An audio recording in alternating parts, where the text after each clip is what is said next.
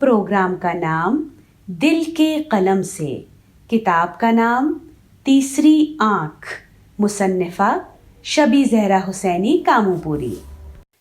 अफसाने का उन्वान अल्लाह की लाठी में आवाज़ नहीं होती। अखबार के पहले सफ़े की सुर्खी पर नज़र पड़ते ही आरिफ दम बखुद रह गया।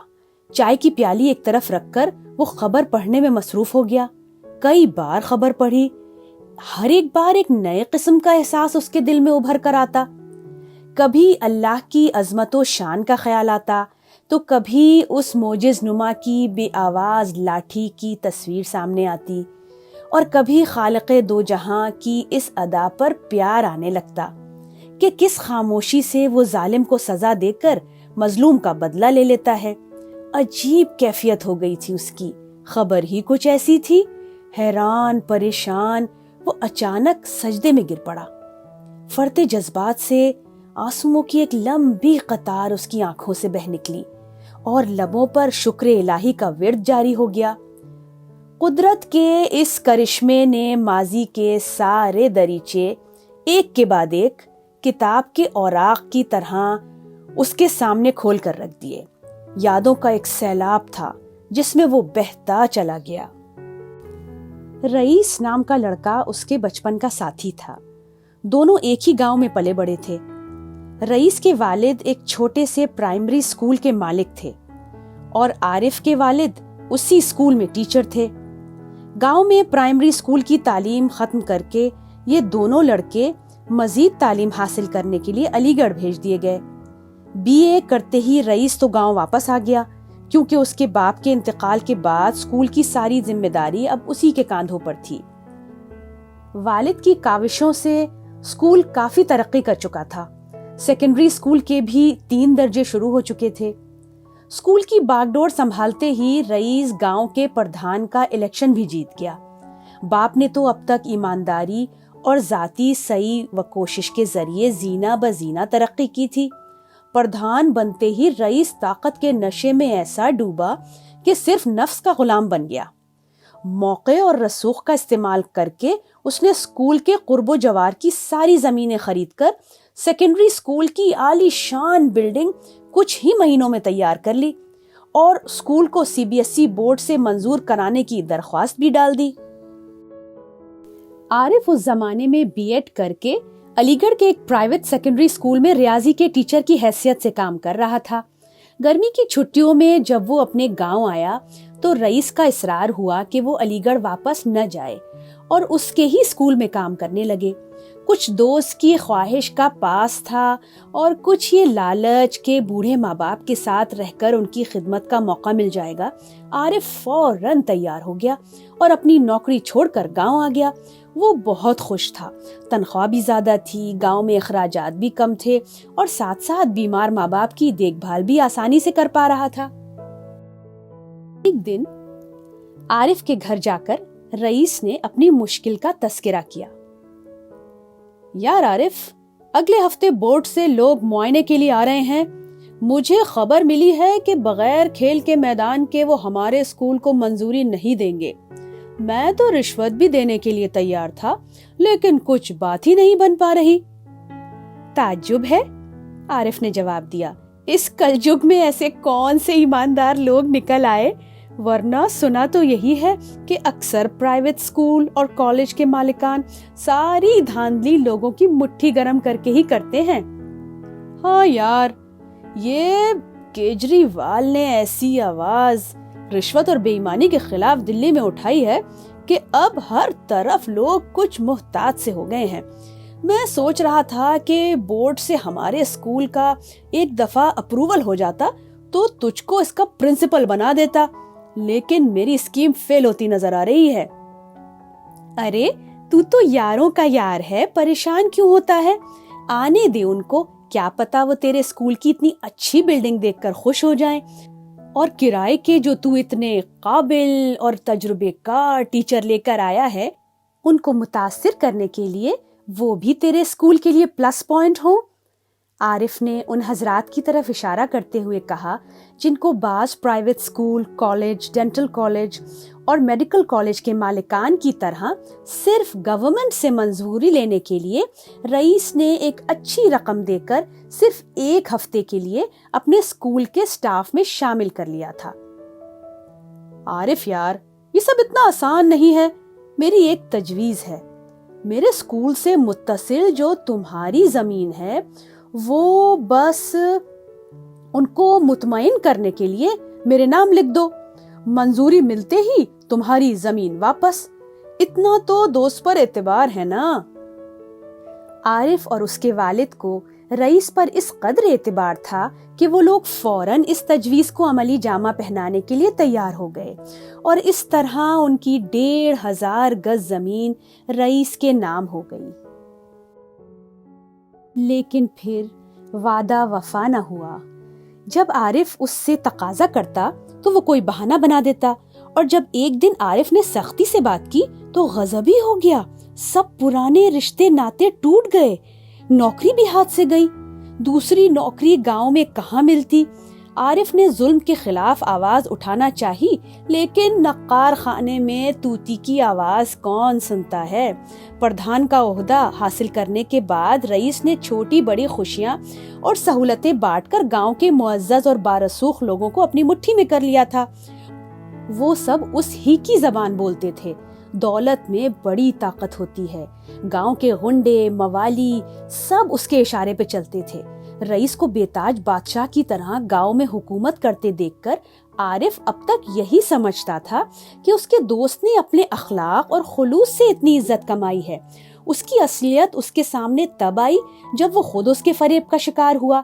اس سے پہلے اور بہت سے لوگوں کی زمین اس نے ہڑپ لی تھی، لیکن ان سب کے لبوں پر خوف کے قفل پڑے تھے۔ یہ راز اس پر عیاں ہوا جب اس نے گاؤں کے کچھ بزرگوں سے مدد مانگی۔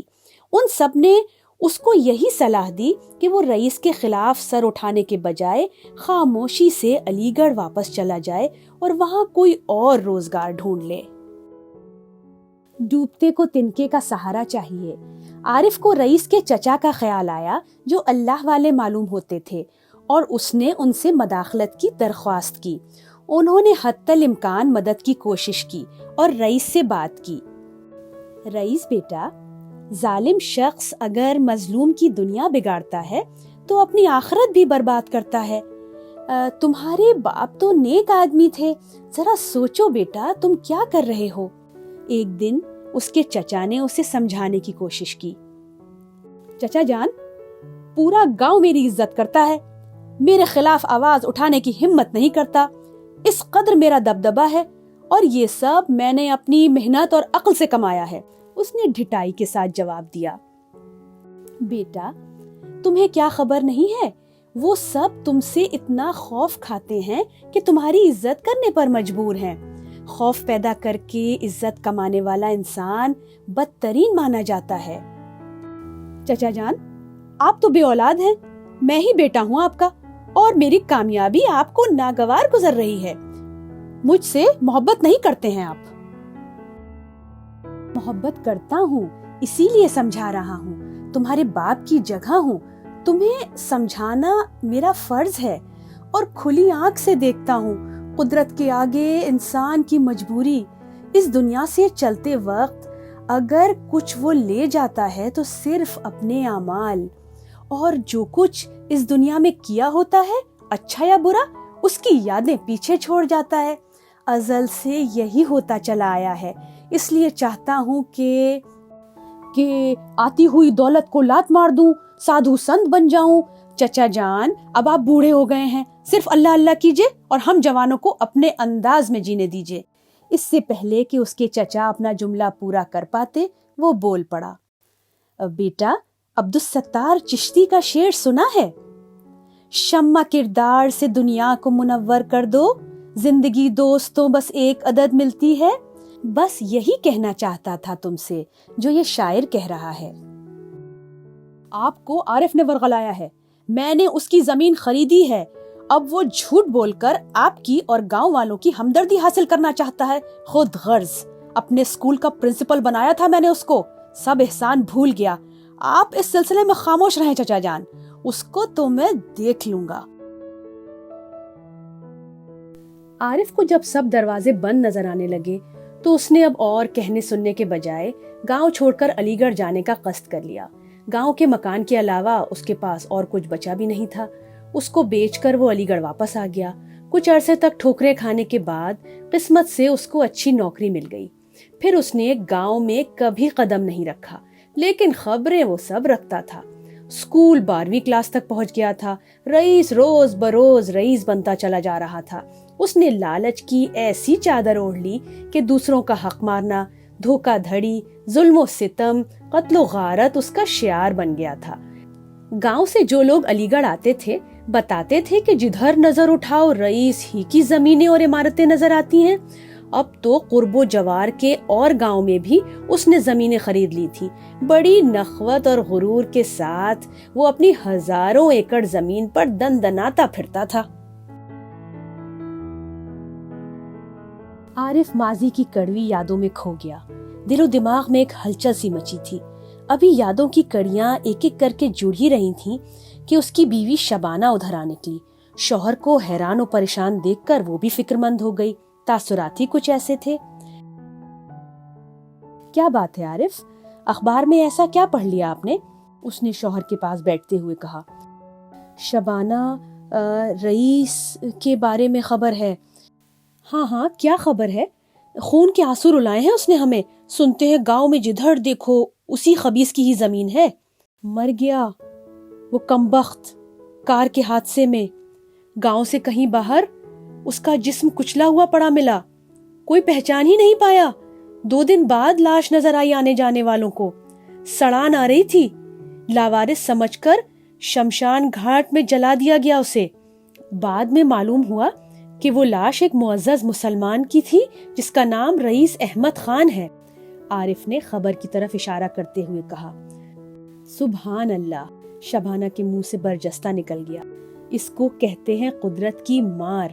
جو اپنا بدلہ خود نہیں لے سکتے ان کا بدلہ خدا لیتا ہے۔ ہزاروں ایکڑ زمین کے مالک کو 2 گز بھی زمین نصیب نہ ہوئی۔ پروگرام دل کے قلم سے میں افسانہ اللہ کی لاٹھی میں آواز نہیں ہوتی اختتام پذیر ہوا ہے۔